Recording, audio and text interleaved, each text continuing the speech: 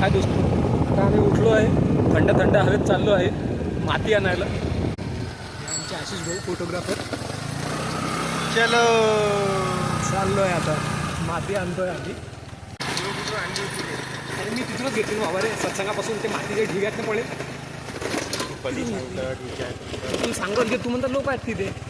ते मागचे लोक होते ते. हा तिथंच एवढे सारे लोक होते तिथं काम करत तिथं कोणी काय म्हणत नाही. तू घे गाडीचं, इकडे खोदा लागेल आपल्याला.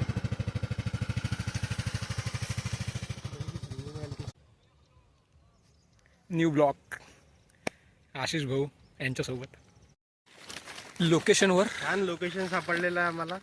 हे बघू शकता तुम्ही.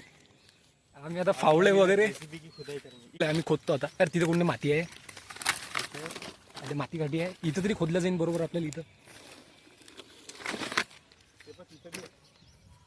चल मग तिकडे.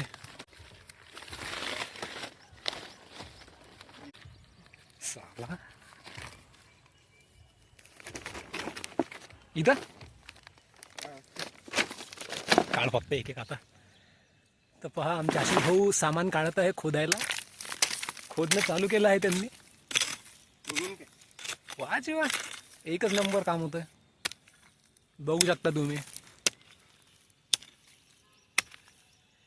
झाडांसाठी माती खोदत आहेत आशिष भाऊ आमचे. नाही रे, डिस्कशन चालू आहे. माती कशी आहे ही बघा. अरे गोटाला हातात ही माती आहे. तर बघतो आम्ही काय करायचं ते. ठीक आहे. तर गाईज इथे मातीमध्ये थोडी रेती मिक्स आहे म्हणून आम्ही आता लोकेशन चेंज करायला जात आहे, जिथे फक्त आम्हाला माती.